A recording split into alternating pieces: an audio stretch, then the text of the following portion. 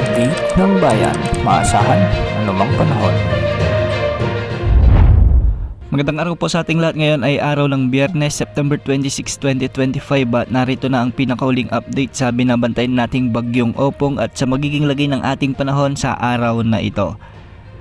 Humina na bilang severe tropical storm ang Typhoon Opong at ngayon ay nasa katubigan na ito o nasa vicinity na ito ng Palanas sa bahagi ng Masbate. Taglay pa rin ito ang lakas ng hangin na umaabot sa 110 km per hour malapit sa gitna at pagbugsong umaabot sa 150 km per hour. Kumikilos ito ng pakanluran, hilagang kanluran sa bilis na 30 km per hour at kung mapapansin natin ay medyo malawak din ang kaulapan na sakop ng bagyong ito dahil meron din itong diametro na maabot sa 460 km mula sa gitna. Nakataas pa rin ang tropical cyclone wind signal number 3 sa mga lalawigan ng Sorsogon, Masbate kasama ng Ticao at Burias Island, sa may Albay, ang western at southern portions ng Camarines Sur, ang southern portion ng Quezon Province, sa may Marinduque, Romblon, Oriental Mindoro, Occidental Mindoro kasama na ang Lubang Islands, Batangas at ang southern portion ng Laguna. Sa Visayas nakataas din ang tropical cyclone wind signal number 3 sa northern Samar, ang northern at central portions ng eastern Samar,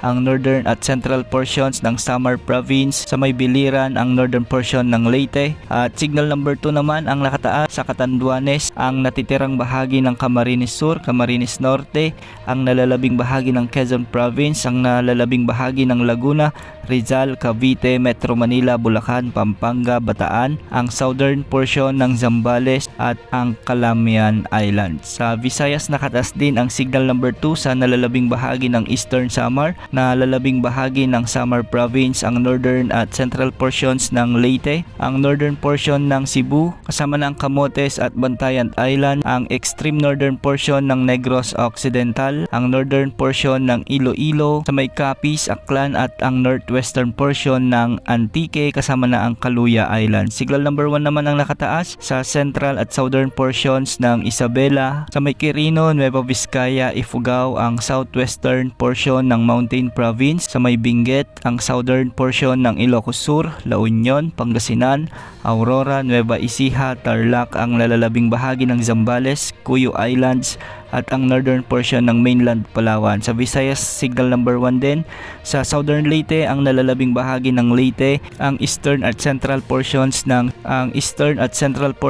ng Bohol, Cebu, ang northern portion ng Negros Oriental, ang northern at central portions ng Negros Occidental, ang central portion ng Iloilo at ang central portion ng Antique. Sa Mindanao nakataas din ang signal number 1 sa Dinagat Islands, ang Surigao del Norte kasama ng Siargao Island at Bukas Grande Islands. Ayon sa Pag-asa, magpapatuloy ang pagkilos ng bagyong Opong ng kanluran hilagang kanluran at sa mga susunod na oras ay tatawirin na rin nito ang ilang mga kalupaan sa southern Luzon. Base sa latest forecast track ng Pag-asa ay mapapanatili pa rin nito ang kanyang lakas bilang severe tropical storm habang dumadaan sa mga karagatan sa sakop ng southern Luzon at mamayang hapon ay inaasang tatawirin na rin ito ang Mindoro provinces bago ito makalabas sa landmass ng Luzon mamayang gabi. Lalakas muli ito bilang typhoon category pagsapit ng Sabado at inaasang makakalabas na rin ito sa ating area of responsibility sa gabi ng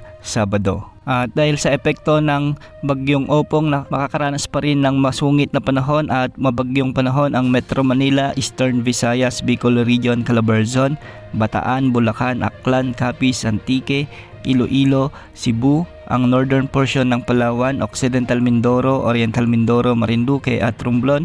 Kaya posible ang banta ng mga pagbaha at pagguho ng lupa dahil minsan ay may mga umiiral na malalakas at matitinding pagbuhos ng ulan. Samantala makakaranas naman ng mga pag-ulan at pagbugso ng hangin ang nalalabing bahagi ng Central Luzon, Isabela, Quirino, Nueva Vizcaya, Mountain Province, Ifugao, Benguet, Ilocos Sur, La Union, Pangasinan, Negros Occidental, Bohol, Surigao del Norte at Dinagat Islands. Dulot pa rin ito ng bagyong Opong.